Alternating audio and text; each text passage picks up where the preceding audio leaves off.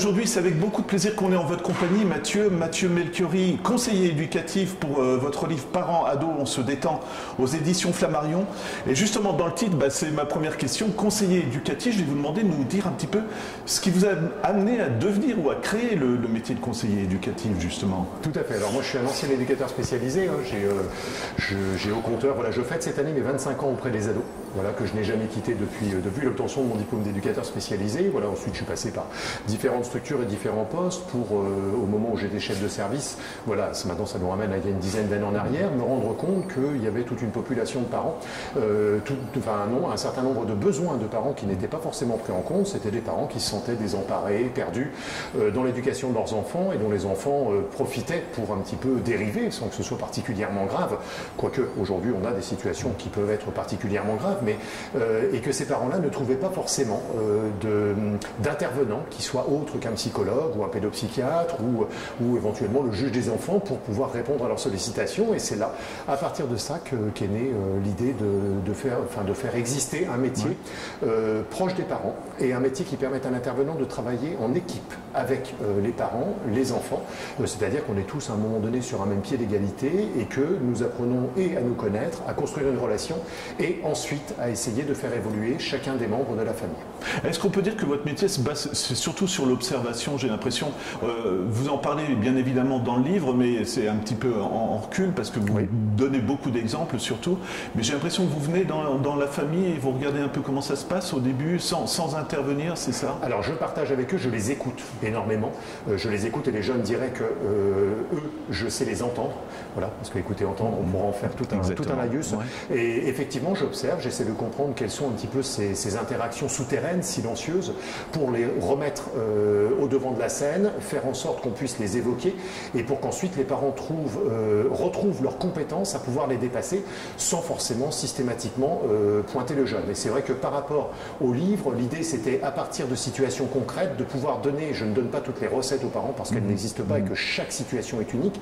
Par contre, j'aiguille les parents et quelque part je leur dis allez-y, si vous pensez que vous pouvez le faire, allez-y, c'est possible et vous en avez les compétences. Ce que je trouve intéressant au début du livre, vous dites il n'y a pas de crise d'adolescence. Qu'est-ce que ça veut dire? Parce que nous, même moi, je vous l'ai dit juste avant, j'ai 3 gosses, des fois on dit ah il fait sa crise, voilà. Mais vous, c'est intéressant, encore une fois, c'est vraiment sur le temps que la relation doit se créer, non? Tout à fait. Alors déjà, si vous m'aviez demandé à quel âge la crise d'adolescence, j'aurais pu vous répondre comme la plupart des livres, voilà, on va dire 12-18 ans. Moi, j'ai croisé aujourd'hui des grands étudiants qui font leur crise existentielle. Ils ne sont plus dans une crise d'adolescence, une crise existentielle. La crise d'adolescence, c'est celle qu'on redoute. Les parents, peut-être quelque part les jeunes, les jeunes l'utilisent en excuse, en disant voilà, je suis en pleine crise d'ado, donc je vais péter un plomb.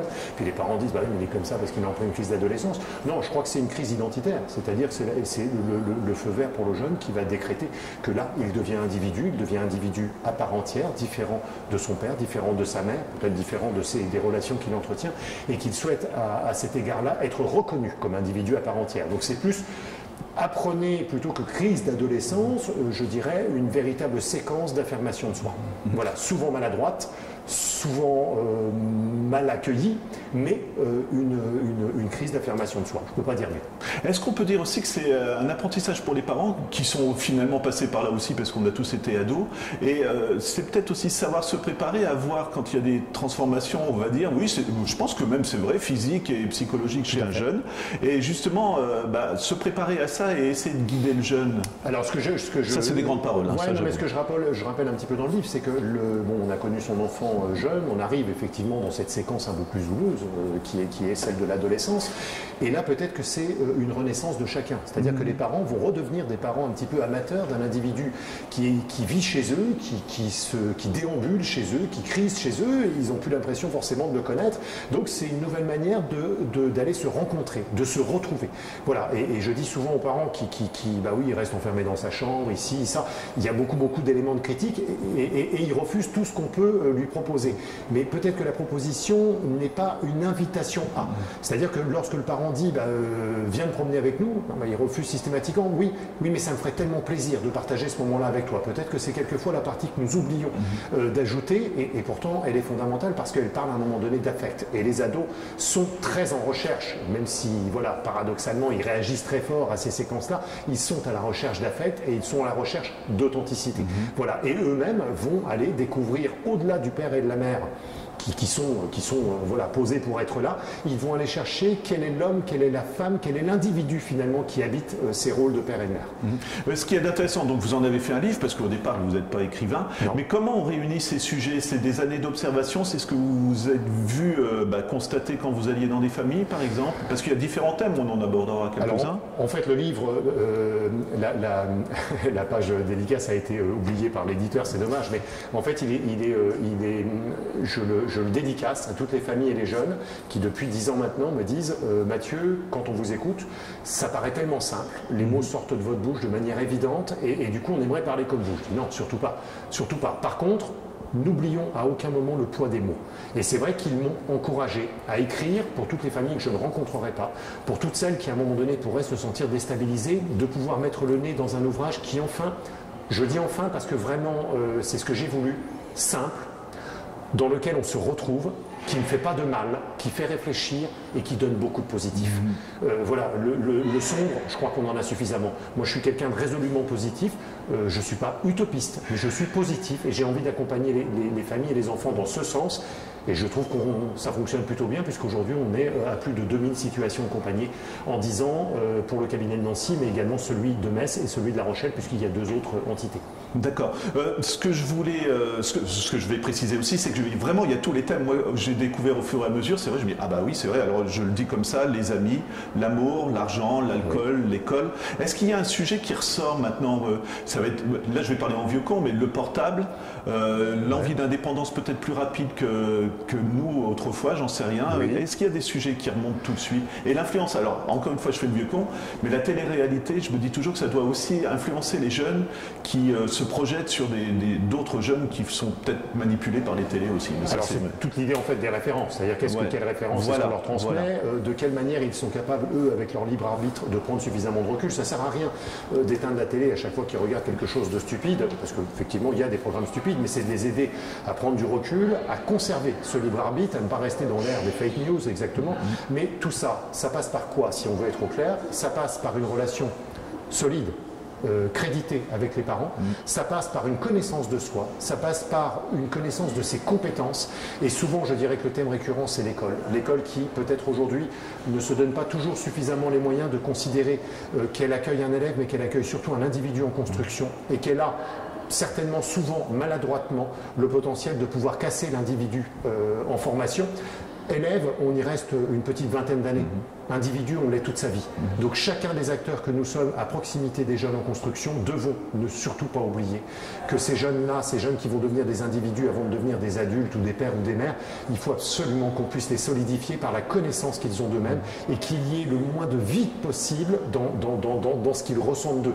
Et moi souvent c'est ça, j'ai des jeunes qui vont se présenter à moi en disant je suis vide de tout. C'est terrible. C'est terrible. Ce constat-là, je voudrais ne plus avoir à le faire. Et je n'œuvre pas seul, j'œuvre avec de nombreux partenaires, parce que ma seule compétence ne suffit pas. J'aimerais, à ce titre-là, bien évidemment, les remercier, mais aussi dire qu'à nous tous, on peut vraiment faire avancer.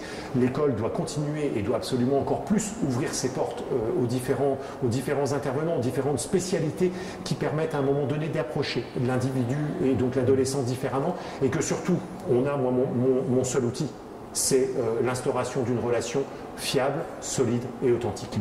Est-ce que vous seriez d'accord avec moi pour dire que maintenant la société est vraiment aussi exigeante par rapport aux adolescents? Il faut apprendre vite, il faut décider tout de suite. Le monde avance à une telle vitesse qu'on n'a même pas le temps de se faire une idée. Et ça revient un peu à ce que vous dites, qu'il y a des jeunes qui disent finalement je crois être grand, mais je sais rien du tout, quoi. Est-ce qu'il y a le poids aussi de la société? Il n'y a pas d'arrêt sur image, effectivement, ça va tellement vite. Et puis que les jeunes, nous avons créé une société plus ou moins anxiogène. Et que c'est vrai, vous disiez tout à l'heure, je reprends vos mots, je vais parler comme le vieux con, mais c'est vrai que beaucoup peut-être d'ados n'ont pas envie de devenir les modèles de ce que nous sommes, à courir partout, à stresser, à ci, à ça. Et on leur a pas forcément dépeint une société qui soit idyllique. Alors certes, elle a de nombreuses complications, mais je crois qu'il ne faut pas oublier aussi de donner les petits plaisirs aussi de cette vie-là, et que d'avoir une position sociale, d'avoir une utilité dans la société, c'est assez fondamental. Et justement, ces deux termes qui sont fondamentaux aujourd'hui pour les ados, moi je veux bien apprendre, je veux bien te connaître, je veux bien tout. Par contre, dis-moi, quelle est l'utilité? Quelle est mon utilité et quel sens ça a? Utilité, sens. Deux terminologies qui sont indissociables et qui aujourd'hui permettent finalement de tout donner aux ados. Je les pratique tous les jours et je peux vous garantir que quand on a ces deux termes en tête et qu'on dit ben voilà tout ce que tu as là, voilà l'utilité que ça pourra avoir et voilà surtout de quelle manière ça te rendra toi utile. Alors là, on a gagné beaucoup de choses. Alors il y a beaucoup d'exemples hein, que j'ai vraiment trouvé intéressants, mais il y en a un qui m'a vraiment marqué. Je ne sais pas si ça va, parce qu'il y a beaucoup d'exemples, mais c'est un jeune qui veut à tout prix une batte de baseball en aluminium. Et puis il fait une crise, mais vraiment presque à taper ses parents. Et au bout d'un moment, ils acceptent. Alors que vous les avez avertis, hein, si je ne me trompe pas, qu'il faut faire attention parce qu'ils voulaient un couteau à la base. Et au bout de quelques semaines, vous avez un coup de fil où vous passez en visite. Il les a menacés avec la batte de baseball. C'est ce côté aussi, ils deviennent exigeants sans se rendre compte. Ça leur sert à quoi finalement? J'étais comme ça avec cet exemple. Moi. Il est très pertinent cet exemple. Je l'ai exactement en tête, comme je pense que j'ai la quasi-totalité des souvenirs des situations. Parce qu'on s'y attache beaucoup et on donne beaucoup, c'est que ma grande inquiétude, c'est le développement effectivement de ces enfants dits enfants rois, potentiellement enfants tyrans, et futurs adultes finalement très tristes, très dépressifs, puisqu'on ne peut jamais, par définition, obtenir tout ce que l'on souhaite. Et cet exemple-là fait ressortir toutes les fragilités de parents. Je ne veux pas dire de parents faibles, surtout pas, j'ai beaucoup de respect pour eux, mais en posant la règle, ils craignaient que leur enfant ne les aime plus. Alors que lui leur demandait avec insistance, posez la règle, montrez-moi que vous m'aimez et que vous savez me limiter. Je crois qu'aujourd'hui cet enjeu de savoir tenir lorsque c'est nécessaire, mais de pouvoir lâcher lorsque c'est possible, c'est fondamental et c'est vraiment ce qu'on doit utiliser tous les jours. Ce sont des jeunes qui sont effectivement compliqués, qui peuvent poser des attitudes qui peuvent vraiment nous dépasser. Ceci étant, il faut savoir que la jeunesse actuelle est véritablement en quête de repères, de cadres, comme nombreuses générations l'ont été. Par contre, ils souhaitent que les adultes qui vont les poser soient légitimes. C'est pas parce que je suis flic que je vais être justement reconnu à poser la règle, mais c'est parce que je suis peut-être un adulte qui sait écouter, qui sait respecter, qui sait te donner de la bienveillance que je vais m'autoriser à être dur. Les jeunes me disent souvent, Mathieu, tu es dur, mais tu es juste. Je crois que quelque part, c'est le plus beau des compliments qu'ils puissent m'adresser. Côté des parents, quand vous avez commencé votre carrière, est-ce que vous sentez une évolution? Comme vous dites, maintenant les parents, pas tous hein, heureusement, mais sont perdus, ils ne savent même plus, alors que c'est leur gosse, ils ne savent même plus quoi leur dire pour les rattraper. Est-ce que vous l'avez constaté, cette évolution aussi? Et je reviens encore une fois au poids de la société. Tout à fait. Alors il y avait au tout début, donc j'ai exercé donc, en 2009, je crée la société. De 2009 à 2012, je dirais que ça se passe plutôt bien. Je sais vraiment quelle typologie de parents je vais pouvoir rencontrer. Depuis 2012, j'ai également deux autres collaborateurs qui me rejoignent. Nous avons fait il y a peu de temps un état des lieux en faisant ressortir encore de nouveaux besoins, encore de nouvelles pratiques à mettre en place, puisqu'on a également une structure qui se situe en Équateur, qui organise des séjours éducatifs ressources. On a de plus en plus de jeunes qui peuvent faire l'objet de ce break nécessaire pour mieux se retrouver et peut-être mieux grandir. Et puis, on a de plus en plus de parents qui arrivent avec des pseudo-diagnostics en disant, je me demande s'il n'est pas bipolaire, schizophrène, etc.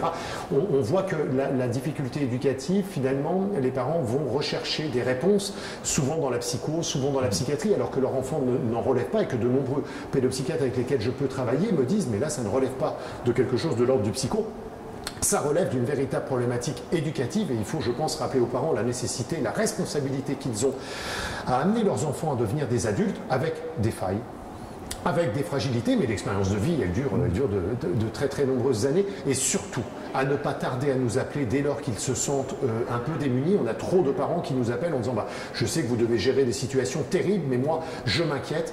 Dire non madame, non monsieur, surtout pas. Je vous félicite de la démarche que vous entreprenez, qui est courageuse, qui n'est pas évidente, et je pense que vous appelez exactement au bon moment. Voilà, à partir du moment où il y a doute, il n'y a aucune honte aujourd'hui à dire j'ai besoin d'un petit coup de main, j'ai besoin d'un éclairage. Ça tombe bien, on se prétend un petit peu spécialiste. Par contre, je n'oublie pas de dire, et je le dis face à la caméra, je suis également papa d'ado à côté, et je dois dire que c'est pas toujours simple, et c'est pas le cordonnier toujours le mieux chaussé, que des préoccupations j'en ai, des doutes également. Le truc, c'est que le jour où j'aurai besoin de coup de main, je ne sais pas qui j'appellerai. Ouais. Voilà. Là, c'est vraiment un piège pour vous. Ouais, tout à fait, tout à fait. Mais moi, ça sera une de mes dernières remarques, mais je me disais en lisant votre livre, finalement, est-ce que les parents et les enfants ne savent plus se mettre du dialogue? Et pour moi, en tant que parent, je suis le dernier repère pour mes gosses s'ils ont besoin d'aide, même s'ils ont fait une bêtise ou des choses comme ça. Et on sait plus se dire je t'aime. C'est idiot ce que je dis, mais moi des fois ça m'arrive, là je partage un petit peu quand je flingue mon petit, je lui dis je t'aime, je suis en train de te punir, mais il faut que tu saches que je t'aime. Et je me demande s'il n'y a pas de ça aussi, qu'on se met à un mur tout de suite en disant bah voilà, il a fait une bêtise, et bah, il fera pas d'effort, je ferai rien pour lui. Tout à fait. Et le gosse pareil de l'autre côté. Et je pense que c'est le dialogue et de l'amour, tout simplement, qu'il faut dans une famille. Quoi. Quand on crée une famille, c'est ça. Ouais, du dialogue, de l'amour. Alors c'est surtout avoir le temps de se rencontrer. Oui. Et puis de savoir qu'il y a beaucoup de choses qui passent outre les mots. Les ados sont des jeunes qui sont d'excellents scanners. C'est-à-dire qu'il y a ce qui sort de votre bouche, c'est en gros 30% du message, et puis il y a les 70% que vous exprimez réellement. Ça, c'est ce qu'on appelle les codages non-verbaux. Et les ados y attachent énormément d'attention. Et je rappelle souvent aux parents que toute la construction finalement de leur relation, de tout ce qu'ils peuvent se dire et tout, ça passe par le quotidien. C'est pas la peine d'attendre le soir de Noël ou le soir de l'anniversaire pour avoir de grands discours. Tout se passe au quotidien. Tiens, en fait, je voulais te remercier, Sébastien. Je voulais te signaler que je suis super content. Tu as mis tes baskets ce matin dans le garage. C'est sympa. C'est vraiment comme ça. Complètement stupide. Ouais. Mais c'est vraiment ce qu'il faut faire. Ce sont de toutes petites choses que nous remarquons, disons-le. Combien de parents me disent mais tout ça Mathieu, je lui dis. Et puis le père ou la mère de dire ah non, je crois qu'on se le dit entre nous ou qu'on le pense. Mais non, on ne le verbalise pas. Et en fait, c'est tout ça qui l'attend. La difficulté éducative, elle vient, il y a des énormes clashs, bien évidemment, mais elle vient souvent du cumul, de toutes ces petites inattentions, de toutes ces petites séquences non réglées au quotidien qui un jour deviennent une boule ingérable. On se trompe, on a une attitude en tant que parent qui n'est peut-être pas la bonne. Plutôt que de rester campé sur son erreur ou de dire de toute façon ce sera, voilà, il y a un fort, il y a un moins fort, il y a tout ça. On peut accepter le soir de prendre 5 minutes, d'aller dans sa chambre, de dire voilà, ce matin j'ai été maladroit, c'est pas ce que je voulais transmettre et tout. Oui, mais quand je veux lui dire ça, il me vire de sa chambre, peu importe. Au moins les mots, ils auront été dits. Ouais. Et on passe à autre chose. Et le dossier, il est clos. Voilà, c'est une succession de petits dossiers laissés ouverts qui, à un moment donné, amènent de véritables explosions. Voilà, et c'est ça que le livre veut dire. Il ne vient pas dramatiser les choses, il raconte aussi de belles histoires qui sont des exemples authentiques pour dire que finalement, peu importe de là où on part, on peut prendre le train en route et on peut y arriver. Et si on a besoin du coup de main des conseillers éducatifs que nous sommes, eh bien nous serons là. Alors j'ai vraiment une question, et c'est pas pour vous piéger ou quoi que ce soit, mais ni polémique, mais il y a un sujet que vous abordez pas, c'est la fessée. Alors je sais pas, est-ce que vous y avez pensé ou pas? Alors j'aborde d'une autre manière. La fessée, bien évidemment, je suis con parce que chacun est arrivé à ses limites. Non, par contre, j'aborde la notion de sanction et de punition. Oui. Je parle qu'à partir du moment où on veut, vous avez dit tout à l'heure, je t'aime mon fils, mais je te punis. Quelque part, si j'étais votre fils, je vous renverrais le fait que non, si tu m'aimes vraiment, tu ne me punis pas. Bien envoyé, dans ce cas-là, tu me sanctionnes. Sanctionner, c'est permettre à l'enfant de comprendre les choses. Et c'est pas forcément, ça dure pas des années. Je rappelle cette maman dans l'exemple qui avait le carnet des punitions, qui explose de rire en disant je sais même plus où je vais. C'est qu'à un moment donné, voilà, la fessée, elle va venir punir. Elle va venir rappeler qu'on est le plus fort. Mais à 17 ans, vous serez plus, quand votre gamin aura 17 ans, vous serez plus le plus fort. Alors on fait quoi? On fait l'enjeu de pouvoir et puis le bras de fer? Non. La sanction, elle amène de la communication, elle amène de l'échange. Elle n'amène pas forcément des idées fracassantes. Mais en tout cas, c'est ça, aujourd'hui, qui pour moi a du sens. Et peut-être même d'exercer la sanction ensemble. Voilà. Mais en tout cas, à partir du moment où tu débordes du cadre, moi je te rappelle le cadre parce qu'au-delà de ce cadre-là, tu ne me permets plus d'exercer ma fonction de parent. Et donc indirectement, tu te mets en danger. C'est pour ça que je sanctionne. Mais la sanction qu'on adresse à son enfant, c'est aussi une prise de conscience pour soi. Et ça, il ne faut pas l'oublier. Donc voilà, la réponse à la fessée, elle est là. Voilà, Mathieu, je vous remercie vraiment parce que c'est passionnant. J'invite les gens à lire parce qu'il y a des tas de réponses à des questions parfois qu'on se pose tous les jours et finalement, il y a quand même des pistes comme vous l'expliquez. Voilà. Et on peut même vous contacter, je crois qu'il y a vos coordonnées dans le livre, des choses comme ça. Si vraiment... On nous retrouve sur Internet. Voilà. Et puis le projet pour ne pas faire langue de bois serait que cet ouvrage-là devienne peut-être une une série télévisée qui permette vraiment aux parents encore plus de s'y retrouver avec de l'humour, mais aussi des conseils. Et j'avoue que voilà, les choses avancent dans le bon sens, donc j'espère vous retrouver bientôt sur les écrans. Eh ben, ça sera avec plaisir. Et je rappelle donc votre livre, Mathieu Melchiori, conseiller éducatif, parents ados, on se détend, aux éditions Flammarion. Et avant de terminer, je tiens juste à remercier le Musée des Beaux-Arts de Nancy qui nous a reçus pour faire cette interview dans un cadre magnifique. Magnifique. Voilà. Merci Mathieu. Merci beaucoup.